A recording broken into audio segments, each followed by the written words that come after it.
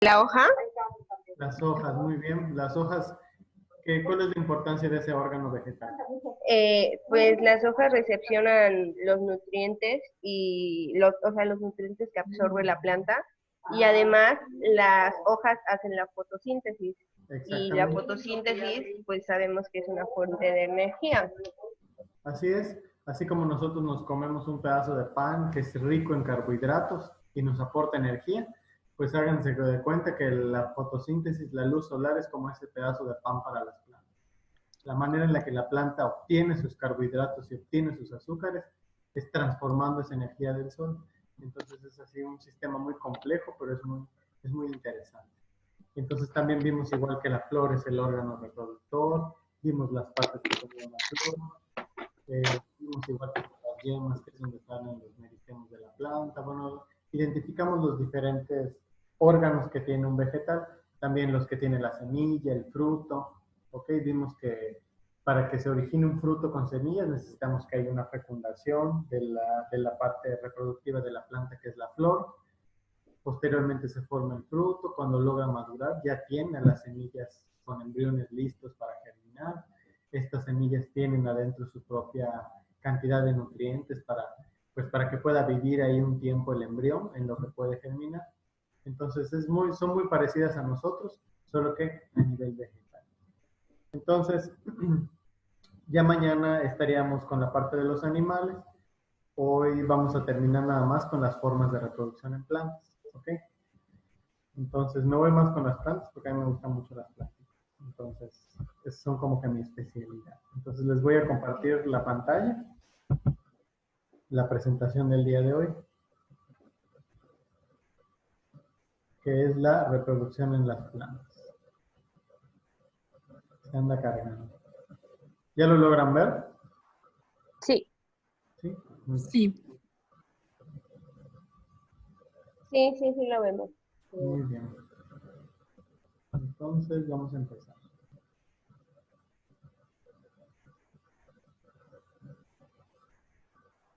Ahí está. Entonces, la reproducción en las plantas. A ver, Joshua, ayer estuvimos hablando de la reproducción, pues bueno, la fecundación de la flor y todo eso. Pero, ¿qué otro tipo de reproducción crees que pueden tener las plantas? ¿Por polinización? Esa es una, y ese es el tipo de reproducción sexual. Pero, ¿qué otro tipo conoces? ¿Asexual? La asexual, como por ejemplo, ¿qué puede ser?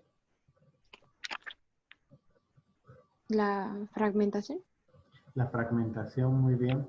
Recuerden que ayer les di el ejemplo de cuando mamá o abuelita dicen, ay, me voy a llevar un gajo de esta planta. Bueno, esa es la famosísima fragmentación, ¿no? El tener un esqueje de una planta y que yo pueda formar una planta nueva, que aunque sea un clon, pues va a ser un organismo nuevo. Y de esa parte se pueden desprender muchas formas de reproducción asexual que se utilizan de manera muy ventajosa en la producción de plantas, sobre todo las ornamentales, o sea, las que son de flores de corte, de maceta. ¿Ok? Entonces, empezamos. Y aquí distinguimos dos tipos de reproducción. Tenemos la asexual y la sexual. Entonces, ¿qué características tiene la reproducción asexual? Dice que va a tener individuos que se forman a partir de uno. Como les había dicho, van a ser clones. ¿Ok? Todos son descendientes genéticos idénticos. O sea, no hay ninguna variación genética. Y otra de las características que tiene es que tú puedes generar muchos individuos rápidamente. De hecho, no sé si ustedes lo saben, pero cuando es época pues de Navidad y nos empiezan a vender las Nochebuena, la Nochebuena es una planta que a lo largo de los años se ha manejado como una planta con reproducción asexual. Aunque puede producir semillas, ya tiene muy mermada esta característica y prácticamente todas las plantas que nos venden son clones. Es mucho más rápido y mucho más eficiente poder generar un clon con flor y que te lo puedan dar así en corto tiempo, que tú lo puedas vender perfectamente. Pero pues la única desventaja que tiene es esa, de que todos son clones y pues se pierde la variación genética de las plantas. Y la variación genética es algo muy importante en todos los organismos porque permite obtener organismos nuevos. Por ejemplo, nosotros, imagínense que nosotros nos pudiéramos reproducir de manera sexual. Habría copias de nosotros mismos por todos lados. Y qué aburrido, porque sería lo mismo, lo mismo, lo mismo. Y al final nuestra especie perdería su valor o nos perderíamos como especie. Aunque haya muchos de nosotros y todos somos iguales, la variabilidad genética es como si estuviéramos muertos en vida. No de nada nos va a servir tener copias y copias si al final todo es lo mismo. En cambio, la reproducción sexual cambia esa situación y hace que nosotros obtengamos organismos que tienen nueva información genética. Esta nueva información genética ya viene con mejoras que por lo general se traducen en adaptaciones que los organismos tienen a las nuevas condiciones del mundo en el que se está viviendo ahora. Por lo tanto, la reproducción sexual en las plantas, perdón, la sexual, se produce por la unión de los gametos igual que nosotros. Nosotros unimos el esperma y el óvulo y formamos un organismo. En el caso de las plantitas, ¿cuál sería? ¿Quién me dice? ¿Cuál sería qué? Los gametos. Si ya sabemos que para los animales es el óvulo y el esperma, en la plantita, ¿cuál sería? La semilla. La semilla es el embrión, es como el bebé. Ah, ok. Recuerda las partes de la flor. Estambre y pistilo. Así es. Estilo. En el estambre está el polen, que es el gameto masculino, y adentro del estilo está el estigma con los ovarios, perdón, con el ovario y con los óvulos. Entonces tienen óvulo igual que nosotros, y el polen es la parte masculina. Obviamente la ventaja de la reproducción sexual es que los organismos no son idénticos, por lo que tienen mucha variabilidad genética. Sin embargo, es mucho más costoso. Obviamente, como les decía, es mucho más fácil reproducir por fragmentación una planta y tener muchísimas copias muy rápido, a que tú tengas que poner la semillita, germinarla, ver qué crezca y a ver hasta cuándo se le va a ocurrir a florear. Entonces, obviamente todo ese tiempo que va a tardar, tú le vas a estar invirtiendo a tu plantita para que crezca y pues no se va a traducir en ganancias hasta que no tengas tus primeras flores. Por eso siempre en cuestión de plantas, la cuestión asexual es un poco más beneficiosa para la cuestión económica. Entonces, ¿qué tipos de reproducción asexual? Airán, ¿puedes leer, por favor?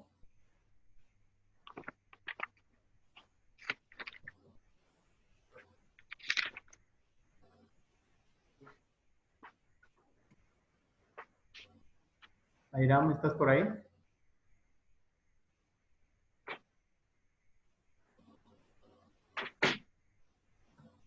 No sé si no nos escucha.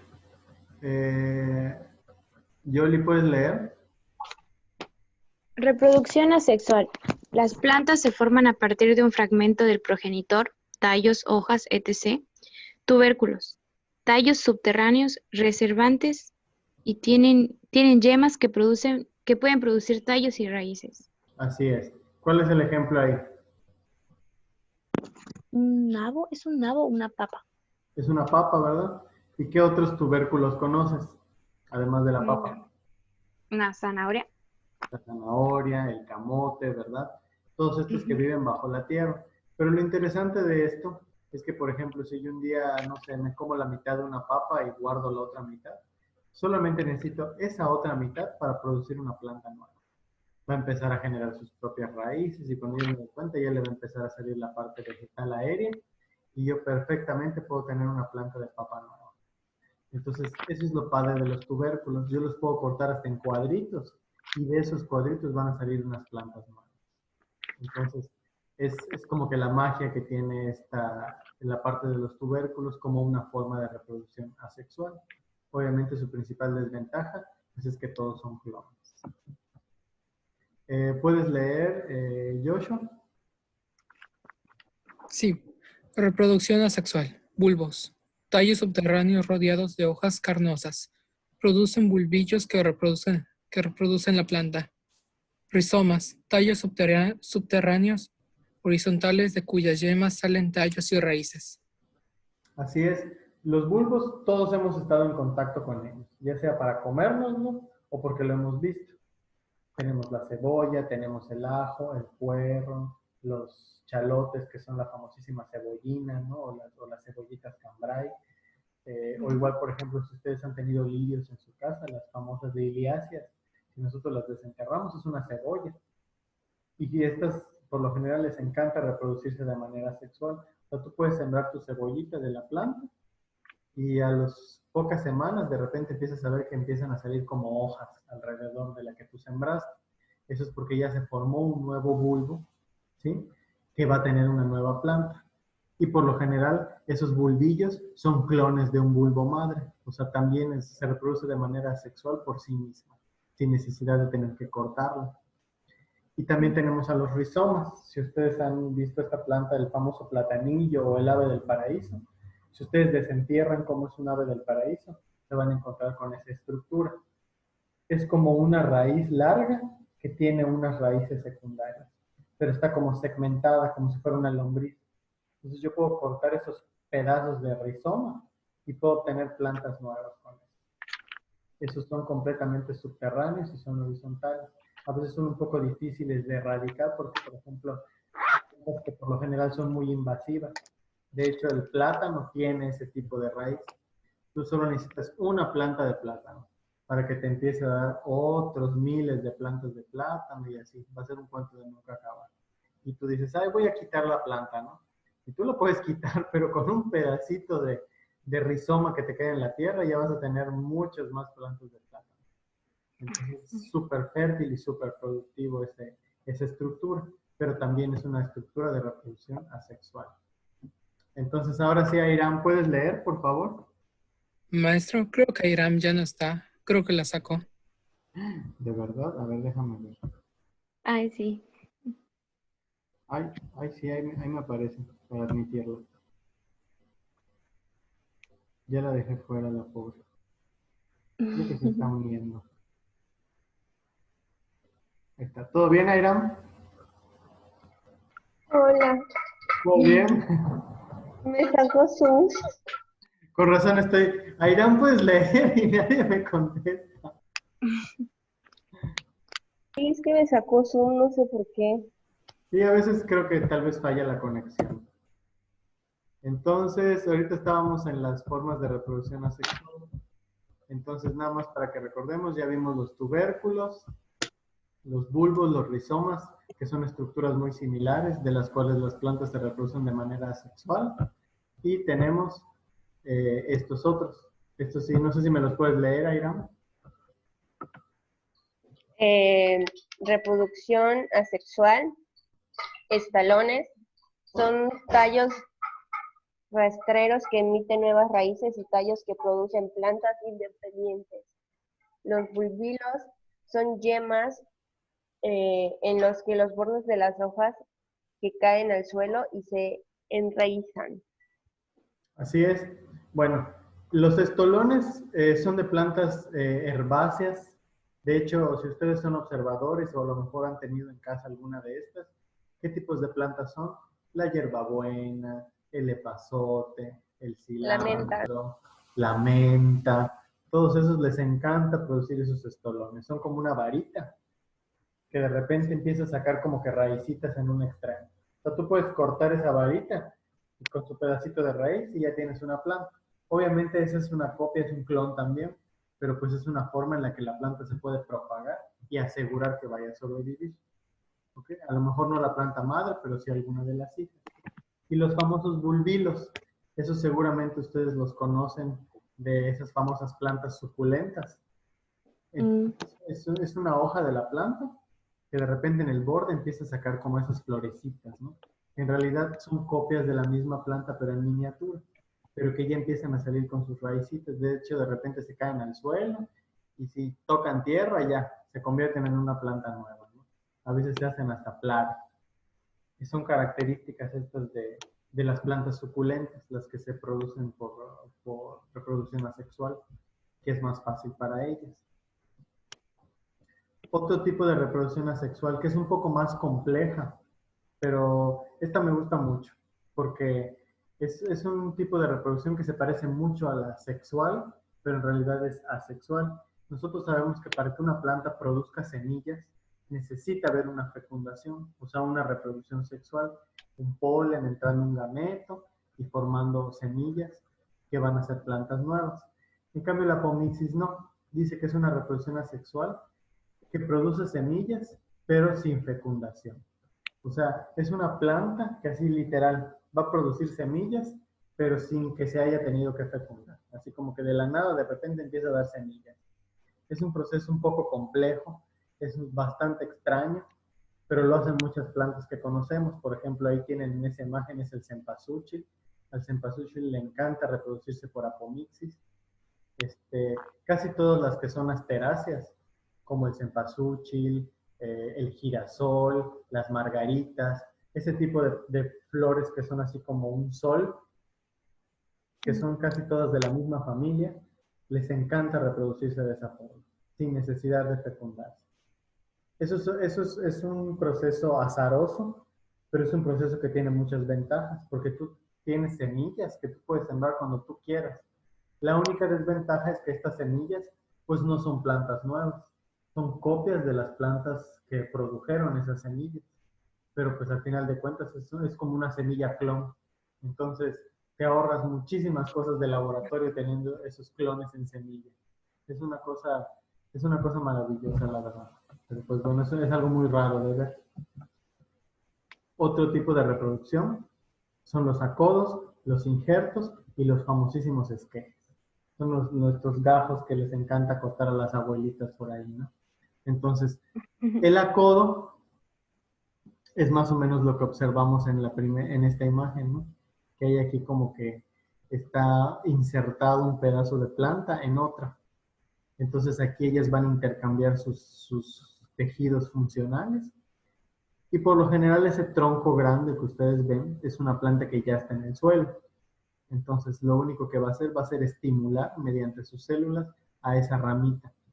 Entonces, haz de cuenta, tú vas a tener una planta que van a ser dos plantas en una sola. Una parte te va a producir la planta madre y en otra parte esa rama que tú le insertaste, que es otra especie. Esto es muy padre porque tú puedes combinar dos especies siempre y cuando sean de la misma familia. No sé si ustedes lo han llegado a ver, pero son plantas, por ejemplo, se hace mucho con las rosas. Entonces de repente tú ves un rosal que de un lado tiene flores rojas y del otro lado tiene flores blancas, pero es la misma planta. Entonces hacen este tipo de cosas para que tú solamente tengas una planta, o sea, un organismo, pero tengas flores de diferente color en una sola estructura.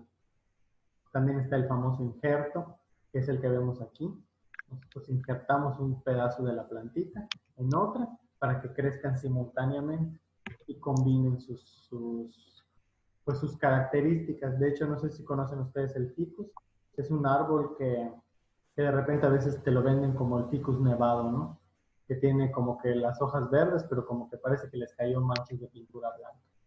Y a veces te venden la planta que está como que dividida en dos. Una parte está verde y la otra parte es la parte pinta. Y es porque le hacen ese famoso injerto. Entonces la planta se ve divina, porque están combinadas esas dos partes. Y también están los esquejes, que esos son los famosísimos gajos. Yo arranco un pedacito de una planta, lo siembro en la tierra y ya tengo una nueva. Ese no hay pierde. Entonces, Yoli, ¿puedes leer sobre micropropagación? Consiste en tomar células de la planta, preferiblemente meristemáticas que se encuentran en las yemas. Ok, ¿qué más? En el laboratorio programamos esa célula para que forme tallos. Luego multiplicamos esos tallos y una vez se define la cantidad de plantas que necesita el reproductor, aplicamos un programa de enraizado, es decir, cambiamos las condiciones hormonales para que forme raíz. Una vez que la planta esté completa y que pueda absorber nutrientes por raíz, la traemos al invernadero. La micropropagación permite la reproducción de miles de plantas por metro cuadrado y tiene la ventaja de, si el ejemplar madre es sano, todas las plantas que se originen a partir de él son sanas, ya son genéticamente similares. Esto asegura la homogeneidad de la producción. Bueno, pues aquí un servidor, de eso fue mi tesis de la maestría, yo utilicé micropropagación. Entonces, literal, tú seleccionas una planta de interés y dices, bueno, pues la voy a micropropagar.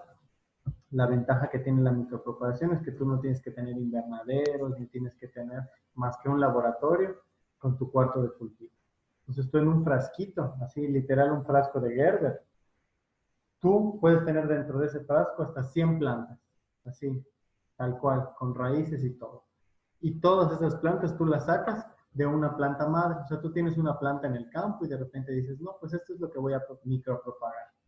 Entonces le robas sus semillitas a esa planta, las germinas en los frascos, ya que las tengas en los frascos y empiecen a germinar, esas van a ser las plantas que te van a servir a ti para micropropagar.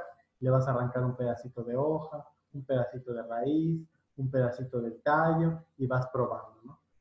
Y tú tienes un gel dentro de tu frasco, que es como un gel de cultivo, y ese gel le adicionas hormonas vegetales, hormonas que ayudan a enraizar, que ayudan a elongar la planta, que ayudan a producir frutos.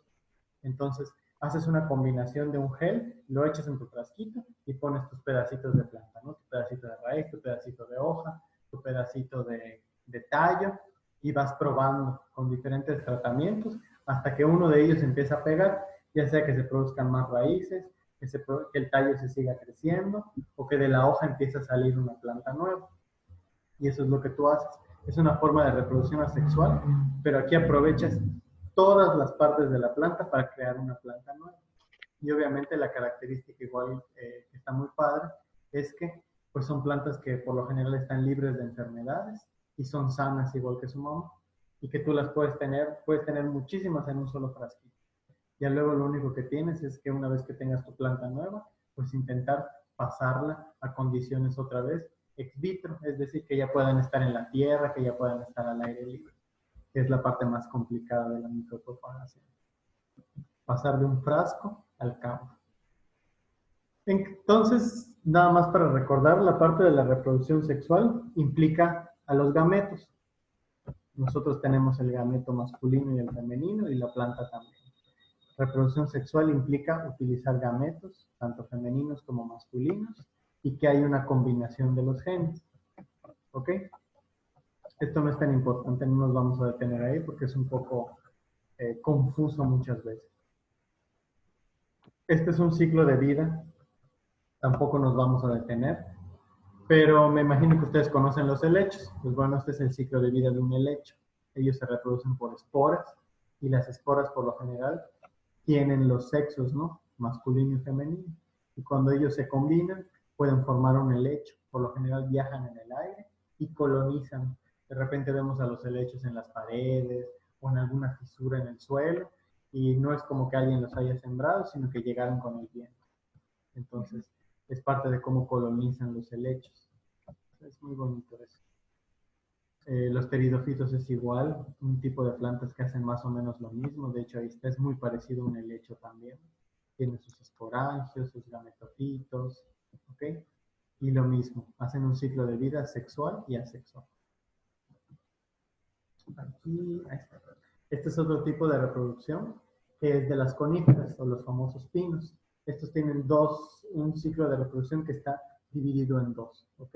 Una parte en la que se forma el cono, y ese cono ya al final tiene sus gametos para transformarse en una planta nueva, pero tiene que dividirse, tiene que haber las condiciones de luz, de temperatura y de humedad necesarios para que puedan germinar. Si nosotros traemos uno de esos esporangios aquí a Yucatán, a lo mejor no nace, a menos que sea un pino tropical, pero siempre se va a preferir un pino, el clima, pues los climas con temperatura más baja. Entonces, Joshua, ¿puedes leer, por favor? Reproducción en angiospermas. Presentan flores que facilitan la polinización por insectos y protegen a los órganos reproductores. Las ósferas están encerradas en el ovario que tras la fecundación se convierte en fruto. Así es. Si recuerdas las partes de la flor, ¿para qué crees que sirven tú los pétalos?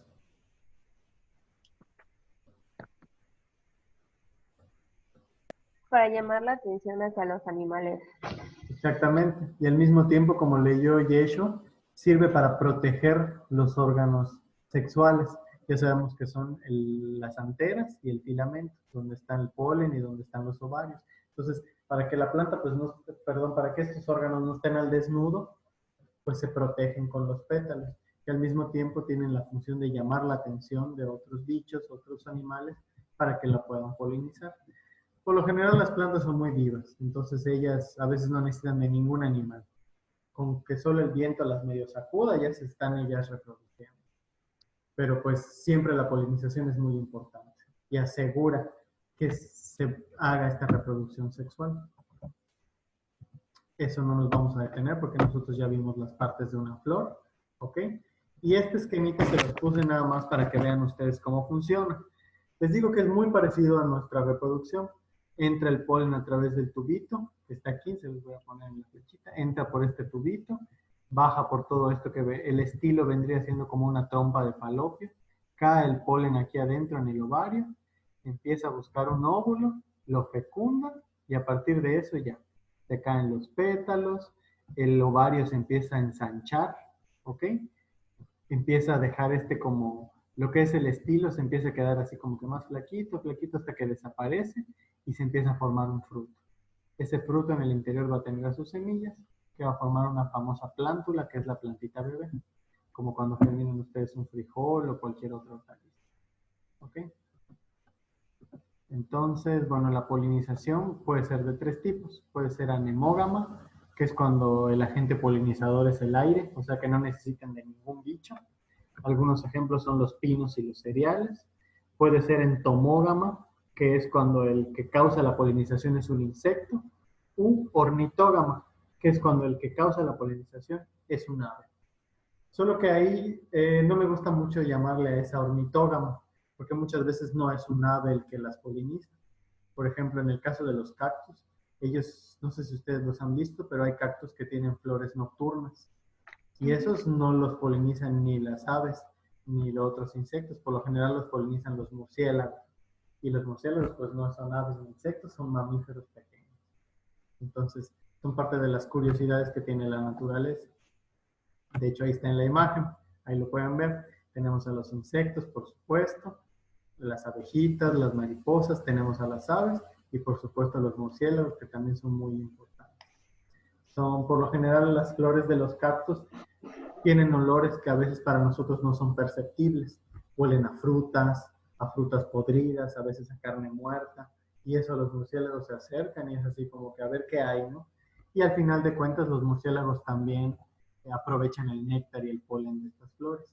No todos son vampíricos, muchos son frugívoros o les gusta nada más el néctar de las flores.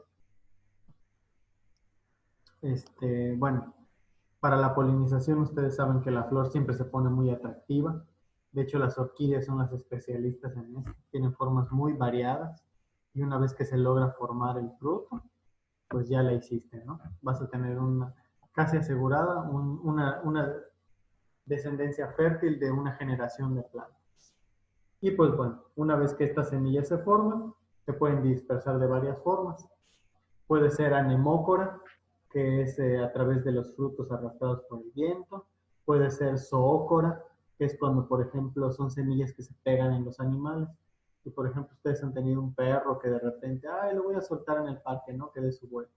Y se mete por quién sabe dónde y regresa con los pelos enredados, llenos de semillitas y cositas. Bueno, esas plantas, esa es su especialidad. Tienen como unas uñitas en su parte superior. Entonces ellas se pegan a todo. Se pueden pegar a tu pantalón, a tus calcetines, a tus zapatos, se le pegan a los perros y es la forma en la que se dispersan. Esos están diseñados para ese tipo de cosas. Y pues ahí terminamos con la presentación. Entonces les voy a compartir, no sé si tienen alguna duda hasta aquí. Siento que hablo mucho y a veces no los dejo participar. No, ninguna duda.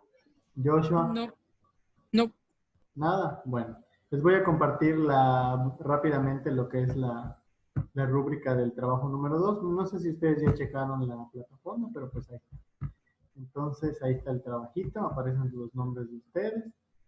Y este va a ser un cuadro comparativo, pero de las formas de reproducción asexual. A mí me encantan los cuadros comparativos y los mapas conceptuales, porque es lo mejor en lo que podemos organizar la información. Entonces, Aquí, de hecho, ustedes lo pueden hacer como un cuadro o lo pueden hacer como un mapa conceptual o hasta los dejo hacerlo como cuadro si no. Entonces, que su título sea reproducción en plantas y la podemos dividir. Sexual y asexual. En la sexual, las sexuales definen y la dividen, ¿no? Tenemos, por ejemplo, la semilla, tal cosa, ¿no? Y en la sexual ya dividimos, ¿no? Tenemos la apomixis, la micropropagación, los estolones, los esquejes, etc. Obviamente todos definidos. Y pues en lugar de que me expliquen el ejemplo, pues mejor me ponen la fotito de cada uno, ¿no? Por ejemplo, en la micropropagación, pues no sé, el frasquito con las plantitas. En el acodo me ponen ahí un acodo que ustedes busquen en internet. En las semillas, pues me pueden poner ahí cómo se está cayendo el polen dentro del ovario de la plantita. Hay miles de imágenes en internet que pueden utilizar. Nada más no se les olvide que su trabajito pues tenga la portada, obviamente el contenido y pues su hoja con bibliografía. Y ya con eso me doy por bien servido. No sé si ustedes tengan alguna duda hasta aquí con lo que estamos viendo. ¿Nada? No. No, Muy bien.